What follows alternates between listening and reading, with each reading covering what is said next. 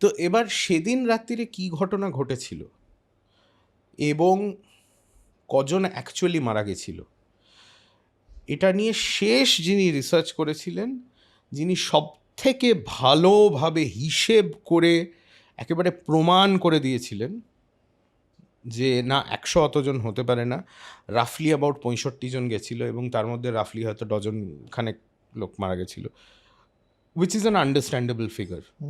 3 দিন যুদ্ধ, প্রচণ্ড গরম, সাম war probably wounded, dehydration definitely হয়েছিল, তার মধ্যে a dozen people could have died. That is a person called Brojen কে গুপ্ত, বিকে গুপ্ত। বিকে গুপ্তর একটা বই আছে call Sirajuddaulah and the East India Company. ওখানে একদম ধরে ধরে এই হিসেবটা করে করে দেখিয়ে দেওয়া আছে, because the British were very good at keeping records. So 3 দিন ধরে ধরে যে যুদ্ধ চলেছে, কোন দিন কোথায় কে মারা গেছে এবং কোন দিন কোন জায়গাতে কতজন মারা গেছে, সেই হিসেবটা ওরা খুব পার্টিকুলারভাবে মেনটেন করেছিল।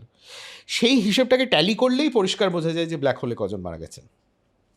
So that did happen, black hole did happen. কিন্তু হ্যাঁ, না হয়েছিল যে সেটা নিয়ে সন্দেহ নেই, কিন্তু আই থিঙ্ক মিথটা হচ্ছে নাম্বার নিয়ে, কারণ ওই নাম্বারটাকে বাড়াতে বাড়াতে হাজার ফাজার করে ব্রিটেনে পড়ানো শুরু হয়ে যায় এবং ওটা মোটামুটিভাবে জাস্টিফিকেশন দেওয়া হয় যে ভারতের মতো একটা বর্বর জায়গায় কেন ব্রিটিশ শাসনের প্রয়োজন।